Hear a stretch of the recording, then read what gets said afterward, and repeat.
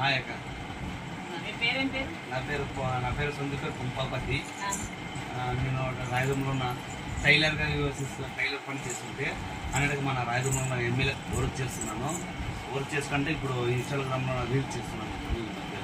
అవును, ఇంతకుముందు రీల్స్ నువ్వు ఇంట్లోనే చేస్తుండే కదా, ఇప్పుడు పబ్లిక్లోకి వచ్చి చేస్తున్నావు కదా, ఏంటి నీ ఇంట్రెస్ట్? నా ఇంట్రెస్ట్ ఏంటంటే ఇప్పుడు మనము మళ్ళీ ఉండే పట్టుదల అనేది తెలియాలి కదా నలుగురికి. మేము ఊరికి ఇంట్లో చేసినాం, ఇంట్లో ఉన్నామంటే మనం వేరే అవ్వాలని నలుగురు మనకు తెలియాలంటే మనం బయట పోవాలా, యాక్టివ్గా వర్క్ చేస్తే నలుగురు గుర్తిస్తారు. ఈ పిల్లలు యాక్టివ్గా పనిచేస్తారు, ఈ పిల్లలతో టాలెంట్ ఉందని కొద్దిగా గుర్తిస్తారు కదా, దానివల్ల నేను చేస్తున్నాను.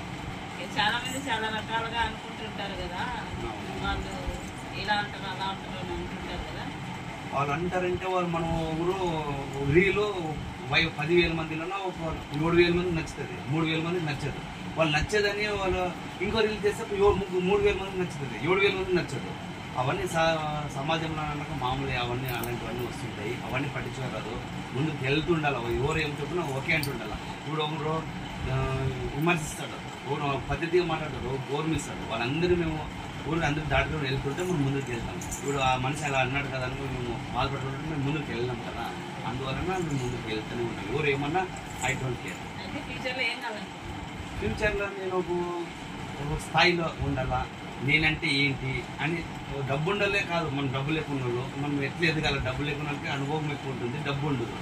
మేము ఎదిగి చూపించాలని నా ఆలోచన.